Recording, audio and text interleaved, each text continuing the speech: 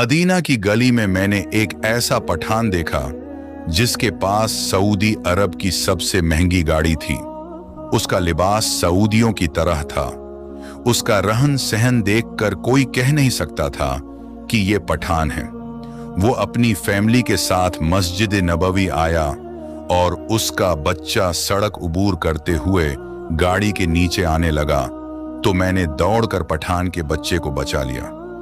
फिर क्या था कि पठान मेरा माथा चूमने लगा, मेरे हाथों का बूसा लेने लगा। मैंने उसे हौसला दिया कि यह अल्लाह का हुक्म था कि मैं आपके बच्चे को बचाऊं। फिर अल्लाह ने मुझसे यह काम ले लिया। उसके बाद वो पठान मुझे जबरदस्ती मस्जिद नबवी के अंदर इसलिए लेकर गया कि वो मुझसे न सिर्फ बातें करना चाहता था बल्कि मेरे साथ खाना भी खाना चाहता था। मैं उस पठान भाई के साथ मस्जिद नबवी में बैठ गया। फिर उसने अपने ड्राइवर को कॉल की जो मस्जिद नबवी के अंदर खाना देकर गया। हम तीनों ने एक कोने में बैठकर खाना खाया। उसने बताया कि उसे मदीना में रहते हुए 20 साल गुजर चुके हैं। अल्लाह ने उसे बेशुमार दौलत से नवाजा। ये उसका अक्लूता बेटा है जिसकी मैंने जान बचा ली। बातों ही बातों में मैंने पूछा, पठान भाई, आपने 20 सालों में मस्जिद नबवी में कोई ऐसा मौजिज़ा भी देखा जिसने आपके ईमान में इजाफा कर दिया हो?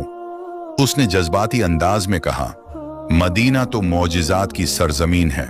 मैं आपको बताता हूं, मदीना में एक आदमी के पास नौकरी नहीं थी। रोजाना मस्जिद नबवी में आकर एक ही दुआ करता, या अल्लाह मुझे नौकरी दिला दे। मेरी बहनें हैं, मैंने उनकी शादी करनी है। वो मुसलसल 7 दिन से एक ही दुआ मांग रहा था।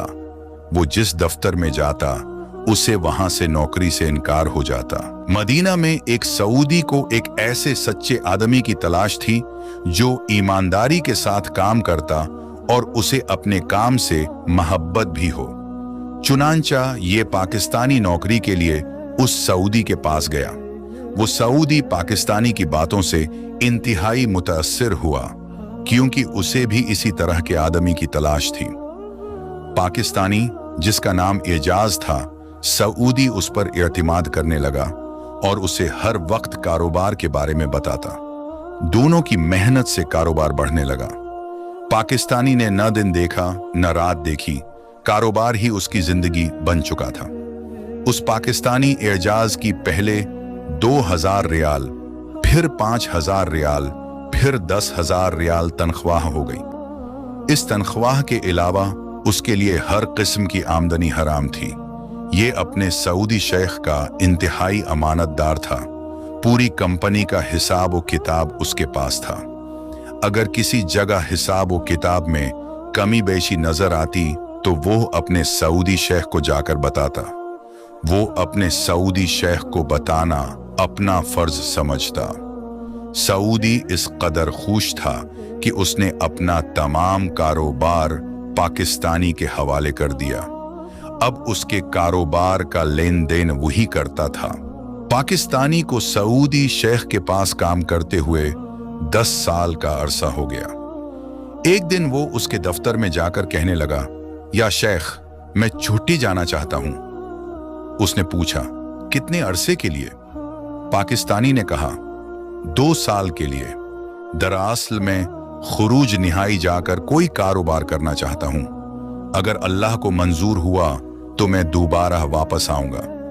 सऊदी को यह सुनकर बहुत दुख हुआ, मगर उसने पाकिस्तानी को जाने की इजाजत दे दी।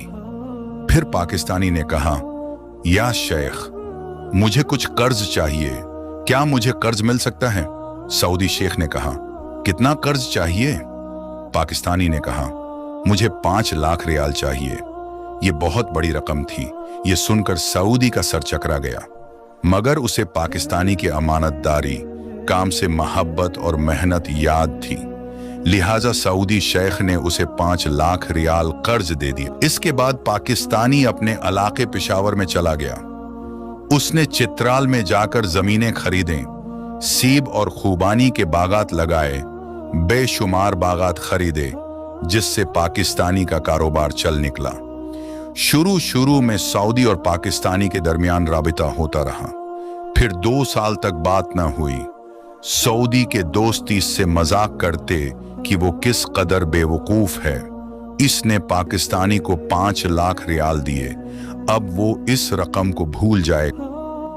मगर वो सऊदी कहता, मैंने इस पाकिस्तानी को बहुत आजमाया है, वो इंतहाई अमानतदार था, अब लोग देख लेना, वो एक दिन जरूर वापस आएगा। वो मेरा मुलाजिम नहीं था, बल्कि वो मेरा भाई था। अगर वो 5 लाख रियाल ले भी जाए तो मुझे इस बात का कोई अफसोस नहीं हैगा। उसने मेरी छोटी सी कंपनी को एक बड़ी कंपनी बनाया। मेरा दिल कहता है कि वो धोखेबाज नहीं, वो धोखेबाज नहीं। देर हो सकती है, मगर उसकी अमानतदारी पर शक नहीं किया जा सकता।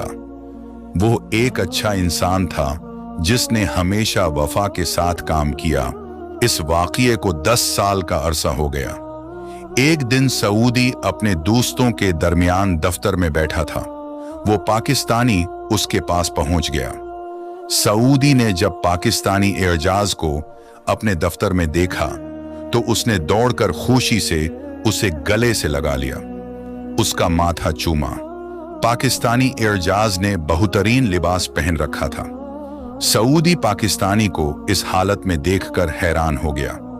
वो कहने लगा, अल्लाह का शुक्र है कि तुम वापस आ गए। बातों ही बातों में पाकिस्तानी ने उसके कान में कहा कि वो कल तन्हाई में आपसे मिलना चाहता है, वो आपकी अमानत आपको वापस करना चाहता है। अगले दिन दोनों ने एक रेस्टोरेंट में मुलाकात की। पाकिस्तानी ने कहा, मैं आपसे जो रकम लेकर गया था, अल्लाह ने उसमें इस कदर बरकत डाली कि मैं अपने सूबे का सेब का सबसे बड़ा ताजिर बन गया। मेरे पास सेब के कई बागात हैं। मैं 2 बागात आपको तोहफे के तौर पर देना चाहता हूं। इन बागात की कीमत बहुत ज्यादा है। अगर आपने मुझ पर नेकी की है तो मैं भी आपसे नेकी करना चाहता हूं। सऊदी इनकार करता रहा, मगर पाकिस्तानी ने उसकी बात को न माना। मस्जिद नबवी में पठान कहने लगा, वो पाकिस्तानी मैं ही हूं जिसने सऊदी को बागात दिए थे। इसके बाद हम दोनों ने मिलकर सेब का कारोबार किया। आज हमारा सेब खलीज मुमालिक समेत यूरोप के कई मुमालिक में जाता है।